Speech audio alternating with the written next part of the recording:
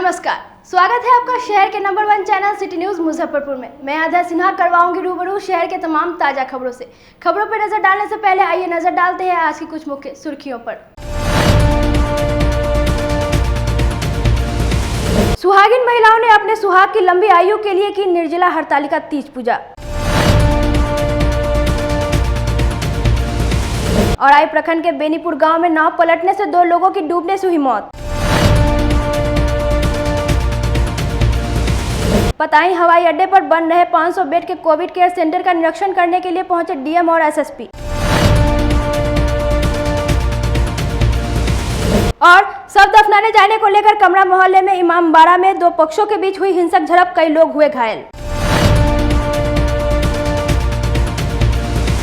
तो ये थी आज की मुख्य सुर्खियां, अब खबरें विस्तार से। सुहागिन महिलाओं ने पूरी रीति रिवाज के साथ हरतालिका तीज व्रत की और भगवान शिव पार्वती से अपने पति की लंबी आयु की कामना की। हिंदू पंचांग के अनुसार प्रत्येक वर्ष भाद्रपद माह के शुक्ल पक्ष की तृतीया तिथि पर हरितालिका तीज का त्यौहार मनाया जाता है। हरितालिका तीज पर सुहागिन महिलाएं अपनी पति की लंबी आयु और तरक्की की कामना के लिए पूरे दिन निर्जला व्रत रखती हैं। तीज व्रत में भगवान शिव और माता पार्वती की पूजा होती है। शहर में तीज पूजा को लेकर सुहागिन महिलाएं तैयारियां में जुटी हुई थी। भगवान शिव और माता पार्वती की पूरी रीति रिवाज से पूजा अर्चना की और अपने पति की लंबी आयु की कामना की। वहीं जिला परिषद अध्यक्ष इंदिरा देवी ने भी हरितालिका तीज पूजा की और अपने पति की लंबी उम्र की कामना की। शुक्ल पक्ष तृतीया तिथि है जो कि आज हरितालिका तीज का पूरे देश में उल्लास के साथ मनाया जाता है और सुहागिन अपने 16 श्रृंगार करके अपनी पति की लंबा आयु के लिए ही व्रत करती है, जो कि अपना पति के लंबा उम्र हो। पूरे देश में ये पर्व मनाया जाता है। इस व्रत में किनको पूजा किया जाता है? शंकर भगवान और पार्वती जी को, गणेश जी को। और 64 वर्ष तक पार्वती जी ने शंकर भगवान को पाने के लिए सूखल पत्ता खाई और जेठ की दोपहरिया में रही, जो कि आज इस व्रत को मनाया जा रहा है, जो हरितालिका तीज व्रत किया जाता है। औराई प्रखंड के बेनीपुर गांव स्थित बागमती नदी में नाव पलटने से 2 महिला की मौत हो गई। मौके पर एनडीआरएफ की टीम पहुंचकर शव को बरामद किया। मुजफ्फरपुर जिले के औराई प्रखंड के जनार पंचायत के बेनीपुर गांव में नाव पलटने से 2 लोगों की डूबने से मौत हो गई। नाव में करीब 10 लोग सवार थे, जो 8 लोग निकल गए हैं और एक महिला मिली है जिनका मौत हो गया है। शांति देवी पति कृष्णनंदन पंडित, जो मुजफ्फरपुर एसकेएमसीएच में पोस्टमार्टम के लिए भेज दिया गया है। अमृता कुमारी पिता दुखरन सहनी, ये अभी तक नहीं मिल पाई है। एनडीआरएफ की टीम खोजने में लगी हुई है। कितने वर्ष की थी? 15 साल। नाम क्या है? अमृता कुमारी। उसका लाश मिला है या नहीं मिला? वहीं औराई सीओ साहब द्वारा मृतक के परिवार को 20,000 का चेक दे दिया गया है।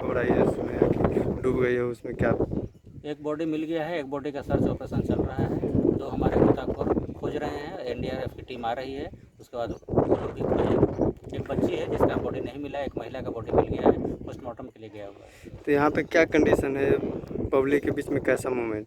एकदम बिल्कुल शांत मोमेंट है, पब्लिक समझ रही है। पताही हवाई अड्डे पर डीआरडीओ द्वारा बनाए जा रहे 500 बेड के कोविड केयर सेंटर का निरीक्षण करने पहुंचे डीएम और एसएसपी। शुक्रवार को डीआरडीओ द्वारा पताही हवाई अड्डे परिसर में बनाए जा रहे 500 बेड के कोविड केयर सेंटर का निरीक्षण जिलाधिकारी डॉक्टर चंद्रशेखर सिंह और एसएसपी जयंतकांत ने संयुक्त रूप से किया और कार्य प्रगति को लेकर संतुष्टि जताई। डीआरडीओ द्वारा बनाए जा रहे इस कोविड केयर सेंटर में 500 बेड कोरोना पॉजिटिव मरीजों के लिए सुरक्षित रहेगा। वहीं 100 बेड का आईसीयू के साथ जांच की भी सुविधा उपलब्ध रहेगी। जिलाधिकारी डॉक्टर चंद्रशेखर सिंह ने बताया कि बेहतर तेजी से निर्माण कार्य चल रहा है। यहां पेयजल, शौचालय, सड़क और बिजली उपलब्ध करा दी गई है और 31 अगस्त तक इसे डीआरडीओ संपूर्ण कर सौंप देगी। जो रक्षा मंत्रालय का डीआरडीओ संगठन है, उसके द्वारा यहाँ पताही में मुजफ्फरपुर के 500 बेड का कोविड हॉस्पिटल बनाया जा रहा है। उसी का निरीक्षण हम लोगों ने किया है और यहाँ की सुविधाओं का भी और उसके बाद यहाँ की सिक्योरिटी का भी, उस पर्पज़ से हम और एसएसपी साहब 500 बेड का ये कोविड हॉस्पिटल बन रहा है।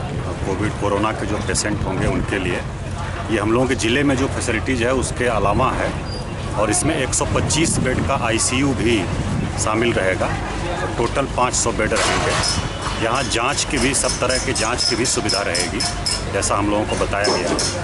और जो डॉक्टर्स हैं वो डीआरडीओ के ही, आर्मी के ही लोग रहेंगे कुछ पैरामेडिकल स्टाफ भी उनके रहेंगे, कुछ हम लोगों को प्रोवाइड करना है, उसको हम लोग प्रोवाइड कराएंगे।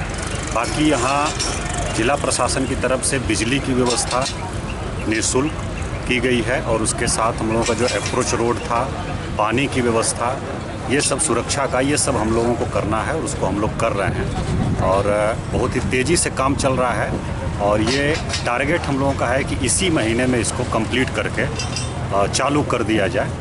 मुशहरी पीएससी में एक महिला द्वारा 13 महीने में 8 बच्चे को जन्म देकर प्रोत्साहन राशि निकाले जाने के मामले सामने आने के बाद जांच टीम पहुंची मुशहरी पीएससी जांच में जुटी। अभी तक तो आपने सुना होगा कि किसी महिला को 9 माह का वक्त लगता है बच्चे को जन्म देने में, लेकिन जिले की एक महिला ने 13 माह में 8 बच्चे को जन्म दिया है।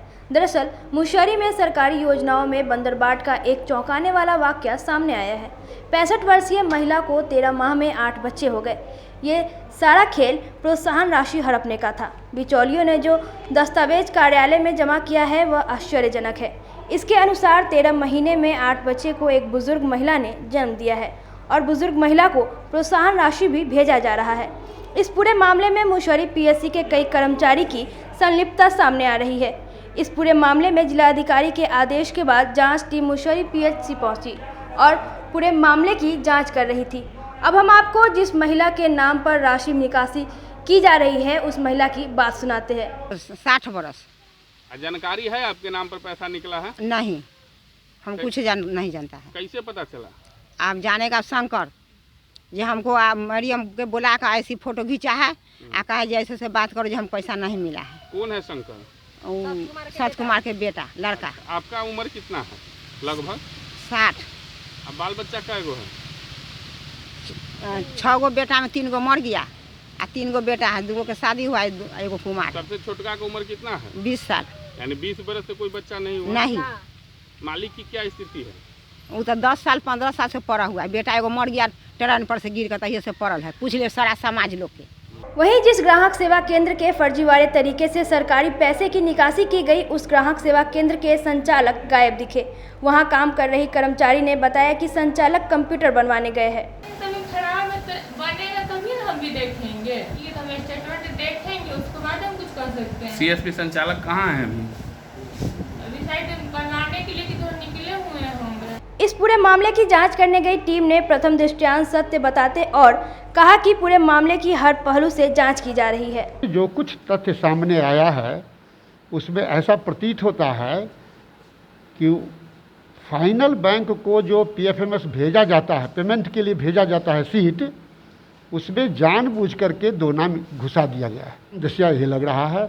अब तक जितना जांच किए हैं 5-7 लगभग 4-5 एंट्री जो उसके खाते में गया है वो यहाँ से पीएफएमएस से गया है, जिसका कोई रिकॉर्ड, उसका कोई डिलीवरी नहीं हुआ है, कोई इंडोर में एंट्री नहीं है, कोई लेबर रजिस्टर में एंट्री नहीं है, कोई सीट यहाँ नहीं है, कोई इसका। जिलाधिकारी ने पूरे मामले पर कहा कि जांच टीम पूरे मामले की जांच कर रही है। इसमें जो लोग शामिल हैं उन्हें बख्शा नहीं जाएगा। मामला मुशहरी प्रखंड में आया है जिसमें 7-8 महिलाओं के नाम पर बताया गया है कि जो जननी सुरक्षा योजना की राशि है उसको एक ही साल में कई बार भेजा गया है और दूसरा उसमें से कुछ महिलाएं हैं जो कि वृद्ध हैं, उनको पेंशन भी मिल रही, उनके नाम पर भी भेजा गया है। तो ये गंभीर मामला है। इसके लिए हम लोगों ने एक जांच दल बनाया है 4 सदस्यीय और जांच कर रहे हैं। 2 दिन के अंदर रिपोर्ट मांगा गया है और अगर ये सत्य पाया जाता है तो इसमें हम लोग कड़ी से कड़ी कार्रवाई करेंगे। प्रशासन द्वारा तय समय को लेकर सब्जी तथा फल विक्रेताओं ने 0 माइल चौक को जाम कर घंटों बवाल काटा। जिला प्रशासन के द्वारा कोरोना संक्रमण के मामले को देखते हुए निर्गत समय सारणी के खिलाफ सब्जी तथा फल विक्रेताओं ने सड़क जाम कर घंटों बवाल काटा। जानकारी के अनुसार अय्यापुर थाना क्षेत्र के 0 माइल चौक को सब्जी तथा फल विक्रेताओं ने शुक्रवार को जाम कर जिला प्रशासन के खिलाफ जमकर बवाल काटा। जाम के कारण गाड़ियों की लंबी कतार घंटों खड़ी रही। आने जाने वाले राहगीर काफी परेशान दिखे। जाम के कारण लोग घंटों रेंगते रहे। 0 माइल चौक को चौतरफा जाम कर करीब दर्जनों फल तथा सब्जी विक्रेताएं दुकान खोलने के समय को और बढ़ाने की मांग कर रहे थे। प्रदर्शन कर रहे लोगों का कहना है कि एक तो कोरोना के कारण सारी दुकानदारी ऐसे ही खत्म हो गई, घर चलाना मुश्किल हो गया है। जिला प्रशासन के द्वारा जो समय दिया गया है वह बहुत कम है और उस समय ग्राहक भी नहीं आते हैं और थोड़े बहुत ग्राहक 10 बजे के बाद आते हैं, उसमें भी पुलिस के द्वारा दुकान बंद करने को लेकर बदसलूकी भी की जाती है। ऐसे में जिला प्रशासन को हम लोगों के दुकानदारी के समय को थोड़ा और बढ़ाने की कोशिश की जाए। यही चाहिए, जैसे 6 बजे से 6 बजे से दुकानदारी वैसे दे दीजिए दुकानदारी, हम लोग कुछ नहीं करेंगे। ये कोनो कानून नहीं हुआ। जब सब्जी वाले चाहे फल वाले 6 बजे बिस्तर से उठता है, कै बजे दुकान खोलेगा, कै बजे माल लगा, कै बजे बेचेगा। मतलब मान के चलिए हम लोग 6 बजे उठते हैं, 7 बजे मुँह कान धो के दुकानदारी पे आते हैं, उसके बाद 8 बजते हम लोग दुकान खोल लेते हैं। दुकान खोलने के बाद में 9 बजे से हम लोग दुकानदारी करते हैं। यहाँ पुलिस वाला आता है, हम लोग को तंग करता है, मारने लगता है, लेडीज़ के मारता है, जेंट्स के मारता है, सबको मारने लगता है, गाली बकता है, लेडीज़ को भी मारा है, जेंट्स के भी मारा है, सबको मारने लगता है। अब हम लोग क्या करें। इधर जाम की सूचना के बाद मौके पर पहुंची अय्यापुर थाना की पुलिस घंटों मशक्कत के बाद लोगों को समझा बुझाकर शांत करवाया और आवागमन को सुचारू रूप से चालू करवाया। मौके पर पहुंची पुलिस ने बताया कि समय सीमा बढ़ाने को लेकर जाम किया गया था। वरीय अधिकारियों को सूचना दे दी गई है। फिलहाल आश्वासन देकर जाम को खत्म करवाया गया है। करीब 1 घंटा क्या आश्वासन क्या दिया गया है? वही बड़े पदाधिकारी द्वारा बोला गया है कि हाँ डीएम साहब से बात आगे चलाया जाएगा कि हाँ बिलों का मांग है 10 से 4 खोलने का। अच्छा, क्या संभव आपको लग रहा है? अब बड़े पदाधिकारी का जो ये आदेश होगा हम लोग उसी का पालन करेंगे। अच्छा, फिलहाल जाम को जाम में उसी पर यही सांत्वना पर जाम छुड़ाया गया है। तो नाम बता दीजिए अपना। ऐसा ही अभय। मात्र 4 घंटे दुकान खुले रखने के आदेश को लेकर जिले के व्यवसायियों ने जिलाधिकारी से समय सीमा बढ़ाए जाने की मांग की। कोरोना वायरस के संक्रमण पर रोक लगाने के लिए जिला प्रशासन द्वारा बाजार, दुकान और प्रतिष्ठानों के संचालन के लिए तय समय अब परेशानी का सबब बन गया है। जिला प्रशासन द्वारा दोपहर 12 बजे से 4 बजे तक की समय सीमा को नाकाफी बताते हुए दुकानदारों ने प्रशासन से पूर्व की तरह सोमवार से शुक्रवार तक सुबह 10 बजे से शाम 6 बजे तक दुकानें खुली रखने देने की मांग की। दुकानदारों का कहना है कि महज 4 घंटे दुकान खुले रखने का आदेश कहीं से भी तर्कसंगत नहीं है। दुकान खोलने एवं बंद करने की प्रक्रिया में दुकानदारों को 1 घंटा लग जाता है। बचे 3 घंटे में माल की बिक्री, डिलीवरी और बैंक संबंधित कार्यों को निपटाना संभव नहीं है। 12 से 4 जो है वो ऐसा वक्त है जो कि यहाँ के जिला प्रशासन को लगता है कि 12 से 4 वायरस काम नहीं करेगा। अब बाकी सब वक्त वायरस जो है एकदम रोड पे पकड़ने के लिए घेर रहा है रास्ता। बिल्कुल भी नहीं है। ये हर कोई भी व्यवस्था जो है 10 से 15 दिन भी सरकार नहीं चला पा रही, ये जिला प्रशासन नहीं चला पा रहा। पहले हुआ कि रात भर खुली रहेगी, शनि रवि को बंद रहेगा। फिर एक हमारे चैम्बर की तरफ से मैसेज आया कि सुबह 11 से शाम 5 बजे तक खुली रहेगी। और फिर उसके 2-3 घंटे बाद ही जिला प्रशासन का ऑफिशियल मैसेज आ गया कि 12 से 4 ही खुला रहेगा। 12 से 4 की सबसे बड़ी समस्या है कि आदमी सुबह नहा धो के खा पी के करे क्या, वो बैठे रहे घर पे। फिर वो दिन दोपहरी में आए 12 बजे आए तो 1 घंटा उसको दुकान सरियाना, साफ़ सफाई, पूजा पाठ में लग जाता है, बच जाता है 1-1:30। फिर उसके बाद 3 बजे वो अपना समेटना शुरू करे, तब जाके वो 4 बजे तक दुकान बढ़ सकती है। तो इसका खुलना नहीं खुलना कोई फर्क नहीं पड़ता। कि 4 घंटे में दुकानदारी करना बड़ा मुश्किल है, चूँकि एक छोटा या बड़ा दुकानदार को दुकान को शुरू करने में ही 2 घंटा का समय चाहिए और फिर उनको बढ़ाने के लिए भी 2 घंटा का समय चाहिए। तो वैसे में तो 4 घंटा का समय ऐसे ही समाप्त हो गया। तो अगर किसी को 4 बजे का समय मिलता है, वो अगर बंद करना शुरू करेगा तो 12 बजे खोल करके 2 बजे तक चालू करेगा, फिर 2 बजे से बंद करना चाहेगा, 4 बजे बंद होगा। तो ये कहीं से उचित नहीं होता है। दुकान 10 से 6 या ऑफिशियली टाइम कम से कम जो 8 घंटे 9 घंटे का समय मिलेगा, तभी दुकानदार 2 पैसा रोजी रोटी कर सकता है। वहीं व्यवसायियों के आग्रह पर जिलाधिकारी डॉक्टर चंद्रशेखर सिंह ने समय सीमा को लेकर बैठक के बाद ही कोई निर्णय लिए जाने की बात कही। दुकानों का समय जो है ये हम लोगों को इंस्ट्रक्शन प्राप्त हुआ था राज्य स्तर से, उसी के आलोक में पुनः निर्धारित किया गया था, लेकिन लोगों को भारी असुविधा हो रही है। उसको देखते हुए आज हम लोग इसको रिकंसीडर कर रहे हैं। आज शाम तक इसमें हम लोग एक निर्णय ले लेंगे। वक्त हो चला एक छोटे से ब्रेक का, कहीं मत जाइएगा, बने रहिए सिटी न्यूज मुजफ्फरपुर के साथ। कैरियर अचीवर्स आपके विश्वास पर खरा उतरने वाला कोचिंग संस्थान है। हमारे यहाँ मेडिकल, IIT, JEE तथा फाउंडेशन की तैयारी भी कराई जाती है। इसके अलावे exclusive batch JEE mains, advance की भी क्लासेस चलाई जाते हैं। छात्र छात्राओं को 100% स्कॉलरशिप की भी व्यवस्था है। यहाँ से कितने छात्र छात्राएं सफलता की सीढ़ी चढ़ चुके हैं। Classes taken by top mentors, तो हमारे यहाँ अवश्य पधारें। तो हमारा पता याद रखें, हमारा पता है career achievers, Mithanpura, near North Point School, और हमारा कॉन्टेक्ट नंबर है 8002479735। या फिर आप हमें कांटेक्ट कर सकते हैं 8877430251 पर। सबसे बड़ी बात तो ये है कि हम चाहते हैं कि हमारे इस मिशन में हमारे बच्चे गंगा पार करके उस पार नहीं जा पाए। यही नहीं, मिशन तो तब सक्सेसफुल होगा जब गंगा पार के बच्चे यहाँ एडमिशन लेने के लिए मार करेंगे। इसी आशा के साथ इंस्टीट्यूट तो हम लोग चला रहे हैं, अपने बच्चों को खुश करने की कोशिश कर रहे हैं। बच्चों को मैंने यही कहा है, तुम अपना समय दो, मैं तुम्हें आसमान की बुलंदियों पर पहुंचा दूंगा। मुजफ्फरपुर की शान और अपने कलाकृतियों से बॉलीवुड के स्टारों में अपनी पहचान बना चुका बाबा की दुकान लहठी भंडार पिछले 50 वर्षों से आपके पसंद का ख्याल रखती है। यहाँ से लाह की बहुरानी सेट बॉलीवुड की स्टार ऐश्वर्या राय ने अपनी शादी में पहनी थी। यहाँ से राजनीतिक गलियारों के नामचीन चेहरों की दुल्हन भी सजी थी। हमारे यहाँ शादी सेट, बहुरानी सेट, जयमाला सेट, लाह के फैंसी आइटम कुशल कारीगरों द्वारा निर्मित कराई जाती है। इसके अलावा चूड़ा सेट, कंप्यूटर चूड़ा, कुंदन चूड़ा, वाटरप्रूफ चूड़ा, चुंदरी 3 बुंदिया, बंग बंगरी, हिंगलू, पात चूड़ा, जंगली चूड़ा का भी निर्माण अपने कारीगरों द्वारा कराती है। यही नहीं, लाह से बनी कान का टॉप्स, रिंग, नथ, गला का हार, मांग टीका, पेन स्टैंड, हाथी, बिछिया, ग्लास, करा भी बनाती है। तो एक बार हमारे यहाँ अवश्य पधारे। बाबा की दुकान लहठी भंडार, इस्लामपुर, मुजफ्फरपुर। हमारा कांटेक्ट नंबर है 9308620444। 40-50 साल से जो हमारी दुकान है, ये बाबा की दुकान लहठी भंडार, समझे ना, पुश्तैनी हम लोग का काम ही है। और हमारे यहाँ जो है जितने भी है, जैसे कि ऐश्वर्या राय के यहाँ लहठी गया, हमारा सचिन के यहाँ गया है, और आपके जो है तेज प्रताप सिंह, अभी लालू प्रसाद के लड़के की शादी हुई है, उसमें भी लहठी भेजा गया था।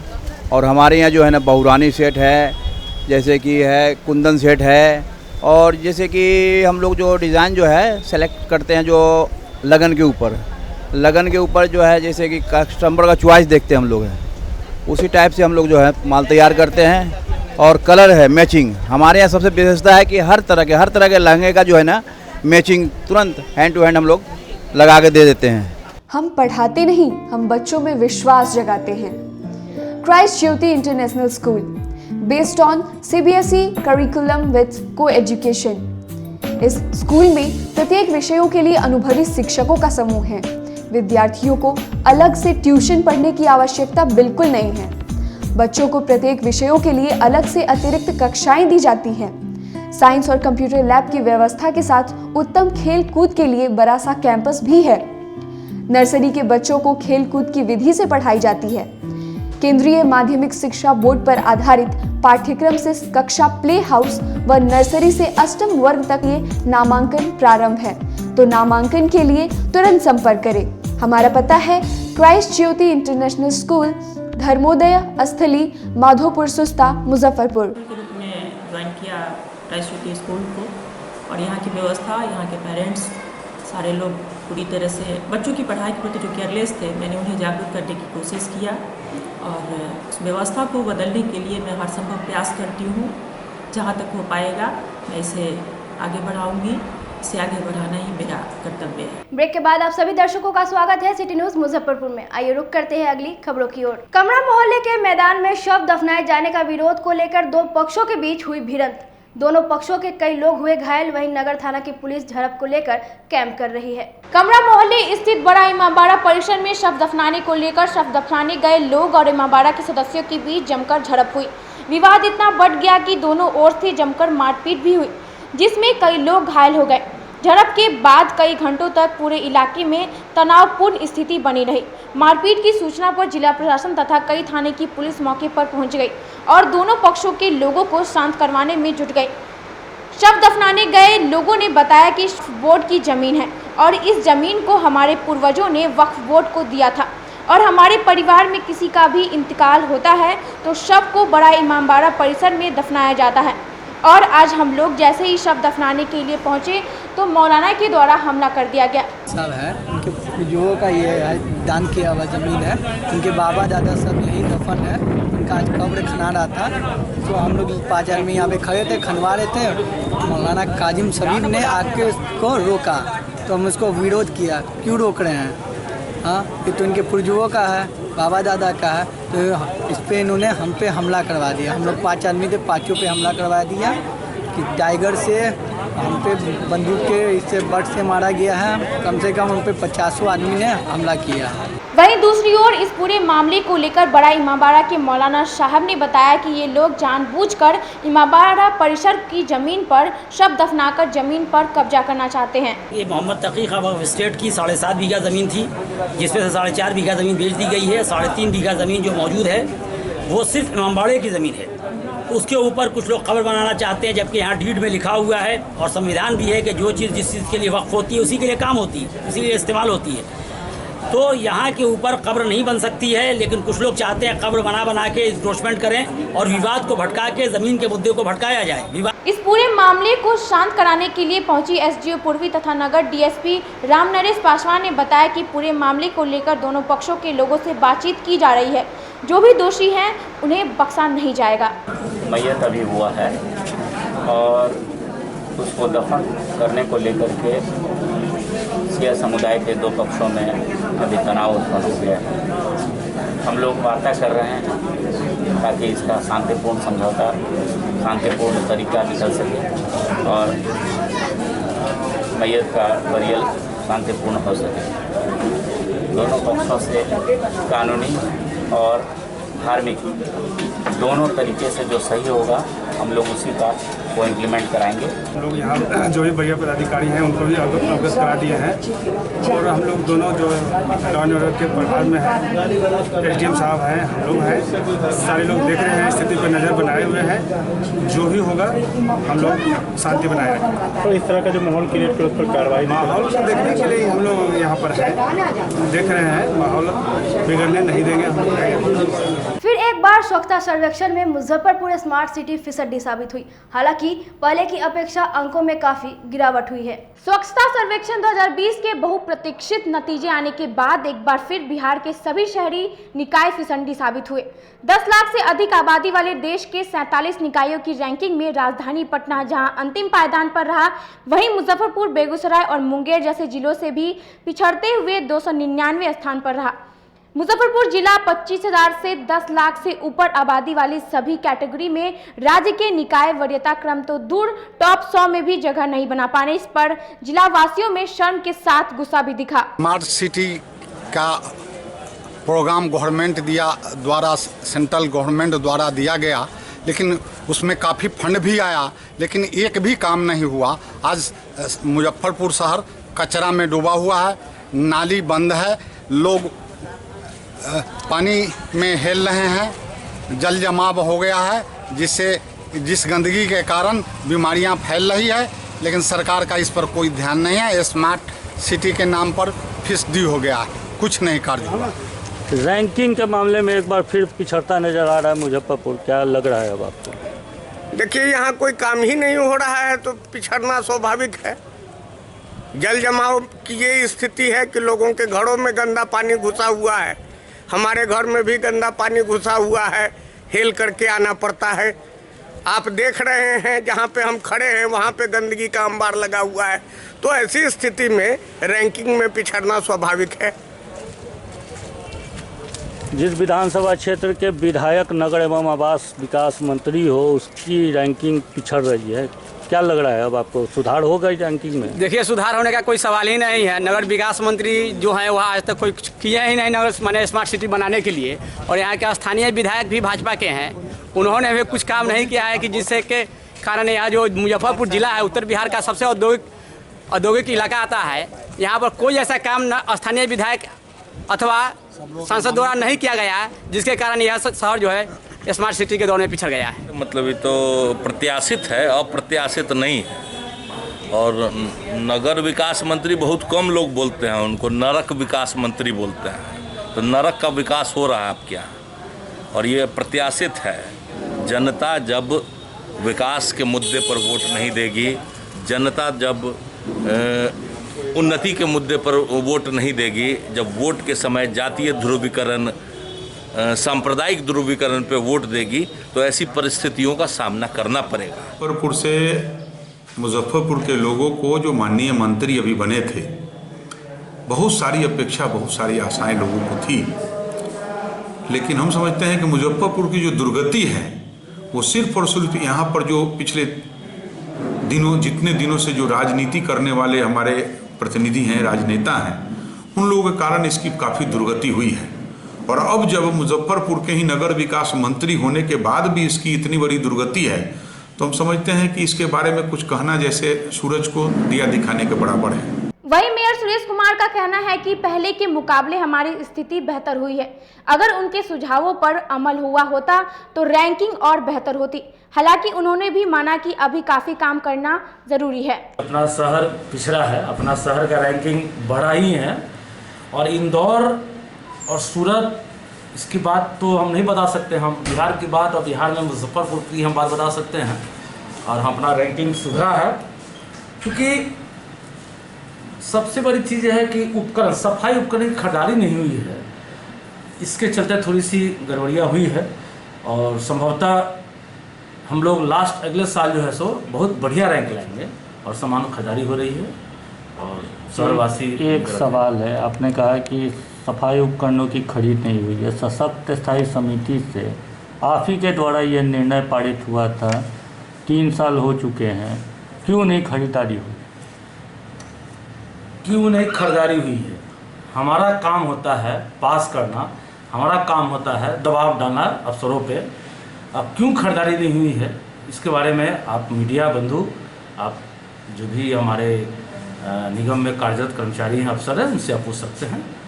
और सामान खरीदारी, सामान रहेगा तभी ना काम होगा। रही बात कि पहले से मैं लगभग 3 साल से मैं खरीदारी पर और अनुपालन पर ही हमेशा से कहते आ रहा हूँ और कहते रहूँगा, करता रहूँगा। बिहार में होने वाले विधानसभा चुनाव को लेकर कांग्रेस पार्टी ने अपनी पूरी ताकत लगाई।